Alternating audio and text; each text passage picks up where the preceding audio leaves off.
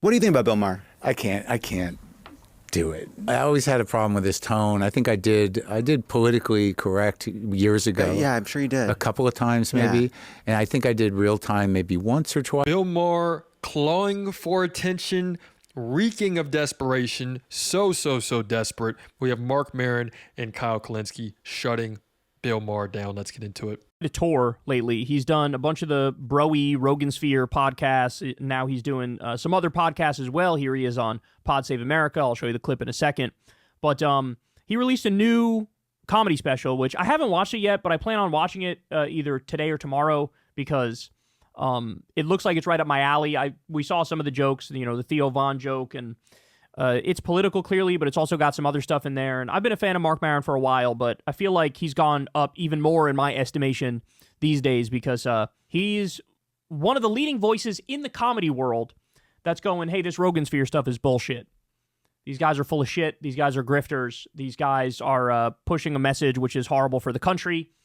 They're lulling our way into fascism. They're beating up on trans people, beating up on immigrants at a time when their rights are being taken away from them at a rapid pace. And so he's sort of, he's going against the grain. And I respect the shit out of that. It's Anthony Jeselnik, it's him. There's only a handful of comedians that have been willing to say, like, hey, fuck this whole Rogan Sphere thing. Fuck the fact that stand-up comedy is now leaning right. You have other people who are starting to speak up to at least say that, like, come on, man, you guys don't know what you're talking about and you don't know what you're doing. You're in over your head. This is what Bill Burr has said. This is what Andrew Santino and Bobby Lee have said similar things. That, like, reel it in a little bit. You guys are a little too self-serious. You guys are, helping to swing elections to a fucking bloated fascist buffoon. Like, maybe have a little bit of, be self-critical, just a touch, un poquito, maybe. And so, anyway, Marc Maron's leading that charge, and God bless him for it. He's really having like a late career renaissance here. He's always had the WTF podcast, but he's retiring that. But he's doing the rounds for his comedy special, going on all these podcasts. And he was asked what he thought about Bill Maher, and I thought this was interesting. Let's watch. What do you think about Bill Maher? I can't do it. Even that part is so relatable. That is so relatable. What do you think about Bill Maher? I can't do it. I always had a problem with his tone. I think I did politically correct years ago. Yeah, I'm sure you did. A couple of times maybe. Yeah. And I think I did real time maybe once or twice. Mm-hmm. But That's when you were dating Ann Coulter at the time. Oh yeah, that was a dark time. Mm-hmm. I tried to help her. Like, I feel... Is that real? Did he actually... Hold on. Okay, so it says, despite online rumors and jokes, there is no credible evidence that comedian Marc Maron has ever dated conservative commentator Ann Coulter. Okay. My autism got me there. I was like... And the worst thing about Bill Maher, Kyle Kulinski gets into this, the worst part of Bill Maher is that he's not even fucking original with his grift. It's been done before. We literally have had every single person turn their back on the Democratic Party. Congrats, you're not fucking special. You're not this smart person that you think you are. Go find another hustle, man. Like, wait, is he being literal or are they joking?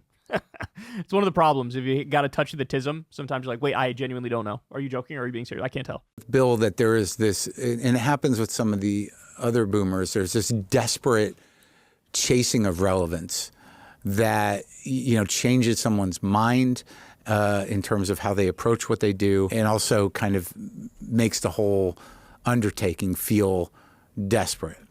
And, outside of, his ideas about primarily, I think, wokeness. I don't know. It's just not for me. I know his joke he's got good joke writers who know how to write for his tone. But I can't see past, the desperation and what he's willing to do to stay in the conversation. That was sort of devastating because every fucking word of that is true. So if Bill Maher sees this, that's going to hit at his core, bro. That is going to strike a nerve hard. Because that's all so true. The thing about Bill Maher is he's a wave rider. That's what he is.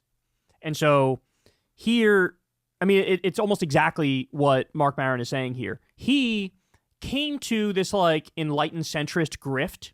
He came to it, I want to say, about 2 years after its peak. Maybe even 3. Like, there was a moment, I'd say, like, 2017, 2018, maybe 2019, as late as 2020, maybe, you could get away with this enlightened centrist grift where you say, oh, I'm a lefty, but the left is really going crazy and they're out of bounds and they want men to play in women's sports and they want to vaccinate fetuses and they want to do this and they all want to be afraid of the lefties. Like, and there was a big lane for that, dog. There was a big lane for that. To an extent, you had Jimmy Dore do that. You had Joe Rogan start going down that pipeline, albeit a lot slower than somebody like Jimmy. But effectively, it was wave riding, where people saw, hey, what's hot online? Okay, what's hot online is being anti-vax. All right, I'm going to be anti-vax.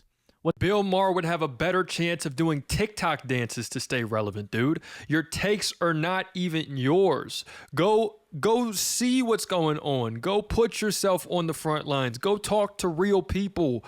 Get out of your, comfortable, cozy lifestyle for 1 second, Bill Maher, to see what the hell this country is about. To see that, hey, people don't like Trump anymore. It's not cool to be, hey, he's not that bad of a guy. People are out here seeing his own supporters are like, show the files. Why can't you say show the files, Bill Maher? What's hot online is being anti-trans. Okay, I'm going to be anti-trans, right? And, but Bill Maher, he's a boomer, legit a boomer.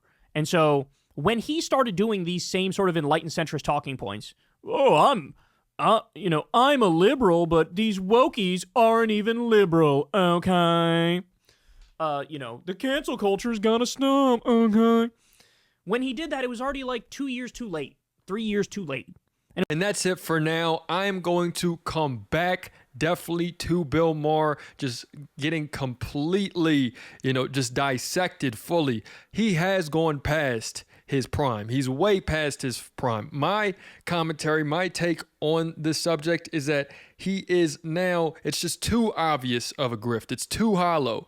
You can read right through it. With Rogan, for sure, you can still say, I believe that Rogan also knows better and that Rogan is also just a shell of who he was.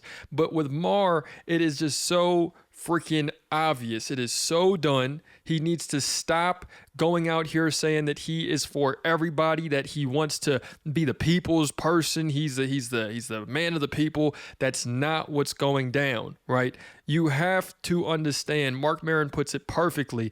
It is nothing but desperation, right? Nobody wants to hear both sides anymore whenever we're in the middle of, I think Kyle Kulinski said it, we're in the middle of a fascist coup. Nobody wants to hear what's going on right now, So the thing is that Bill Maher has to do something completely different, because whatever he's been doing is complete dog shit. Everyone can see through it. He's losing fans by the fucking day. People are tuning out. Nobody wants to hear that, Bill Maher. You got to do something new. Let me know what you guys think in the comments. It's another day in the progressive way.